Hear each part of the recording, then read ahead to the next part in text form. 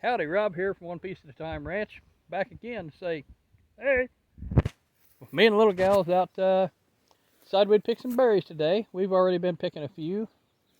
And for those of you who do not know, because not everybody knows everything, I'd like to remind you all that in the comment section. This is a mulberry tree. It has leaves that look like that. And it puts on mulberries like that.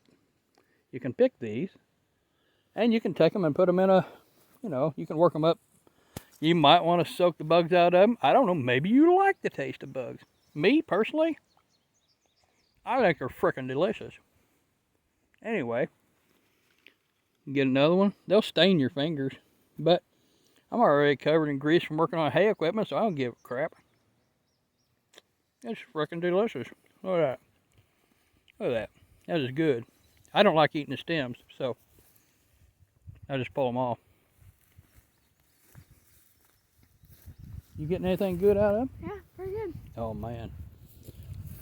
Did you soak your berries first and get the bugs out? No, I don't care. You don't care? No, me either. But if you're kind of icked out by, possible bugs in your berries, then yeah, you might want to soak them or never pick them in the first place. This is all just showing what we do. You might not want to do that. Alrighty, here at our new location, we're at a patch of blackberry briars. And we got a lot of reds here. These have already been picked over a time or two. Here's a black one right there.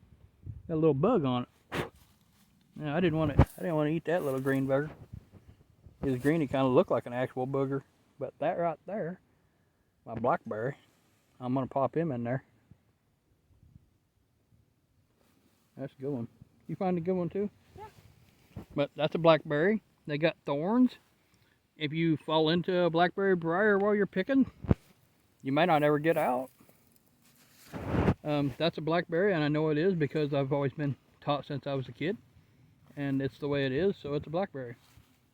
There's also another thing. I grew up calling them dewberries. My family called them, for generations, they called them dewberries. Well, I've come to find out since that they're actually called wild raspberries. And if you find them, which they're about to dry up completely, got a seed, they're tastier than a blackberry. And you kind of tell them because they grow smaller, in smaller little clumps like this here. These are getting pretty dry. This one here has still got a little bit of juice in it, but they're really tasty. Really good. And you see back in here we've got more blackberries. Some of them are starting to get a little bit ripe. What you got going on over here, girl? Oh yeah, you found a bunch more black ones, didn't you? The blacker the better. The blacker and the bigger, the sweeter they are. That isn't nice. Ooh, look at what you got right there. We got to have enough for a cobbler. I'd say we're pretty close with what we've already got in the freezer. So, bon appetit right there. Man, that's a good one. Man, we need to come back and really get after the picking because there's a lot more black ones. There's a lot more black ones out here than there was a couple days ago. And these are wild, just out in the woods and on the farm. Here in the great old state of Missouri. Yep, you got enough right there to have a pretty good little feed just at the house. Look in here, we got more. Yeah, they're everywhere back in there. If we could get to the other side, there's a ton more, but there's just you can get down in there and you can see different berries. There's some more raspberries down low, and I hope the camera didn't pick up that gas explosion I just heard shoot out my backside. Eating blackberries is not only tasty, it apparently has the effect of making you go poop. Anyway, we gotta get these before the snakes and the deer and all that, and we'll freeze up a few quarts besides making our blackberry cobblers.